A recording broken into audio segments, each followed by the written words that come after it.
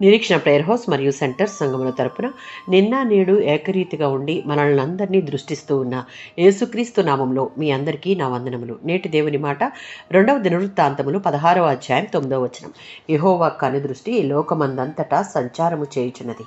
యూదారాజైన ఆస తన పాలన ప్రారంభంలో దేవునిపై ఆధారపడ్డాడు. 2వ దినవృత్తాంతములు 14వ అధ్యాయం 11లో కూషీయుడైన జెరహు పెద్ద సైన్యంతో వచ్చినప్పుడు ఆస యెహోవా బలవంతునికి బలహీనునికి సహాయం చేయుట నీకే సాధ్యము అని ప్రార్థించినప్పుడు దేవుడు అతనికి గొప్ప విజయాన్ని ఇచ్చాడు. ఆ తరువాత 2వ దినవృత్తాంతములు 16వ అధ్యాయం 1-3 వచనాలలో ఇశ్రాయేలు రాజైన బయషా యూదాపై ఒత్తిడి చేసినప్పుడు ఆస దేవునిని ఆశ్రయించకుండా అరాము రాజైన బెన్హదదును ఆశ్రయించాడు.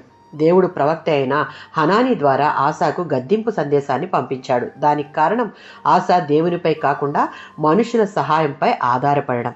దేవుని కనుదృష్టి భూమి అందంతటా సంచరిస్తుంది అనగా దేవుడు ప్రతి వ్యక్తిని అన్ని రకాలుగా గమనిస్తున్నాడు అని అర్థం. ఆయనకు మరుగైనది ఏదీ లేదు అని అర్థం. 33వ సంకీర్తన 18వ చరణం. యెహోవా కన్నులు తన యందు భయపడు వారి మీద నిలిచి ఉంటుంది. సామెతల గ్రంథం 15వ అధ్యాయం 3వ వచనం. ఆయన కన్నులు ప్రతి స్థలములో ఉన్నాయి. ఇర్మియా గ్రంథం 16వ అధ్యాయం 17వ వచనం. ప్రతి ఒక్కరి మార్గములు దేవుని దృష్టికి తేట తెల్లముగా కనిపిస్తూ ఉన్నాయి అన్నది మనం గుర్తుంచుకోవాలి. మనం ఒంటరిగా లేము. దేవుడు మన విశ్వాసాన్ని, ప్రార్థనను, కన్నీళ్లను చూస్తూ ఉన్నాడు. ఎవరూ చూడకపోయినా దేవుడు చూస్తున్నాడని గుర్తుంచుకుని పరిశుద్ధంగా, పవిత్రంగా జీవించాలి. 34వ సంకీర్తన 15వ చరణం.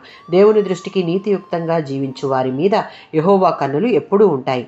దేవుడు మన భక్తి జీవితంలో సంపూర్ణంగా అన్ని విషయాలలో లోబడి, భయపడి, నీతిని కాపాడుకుంటూ ఆయన మీద మాత్రమే ఆధారపడి జీవించే వారంగా ఉండాలి.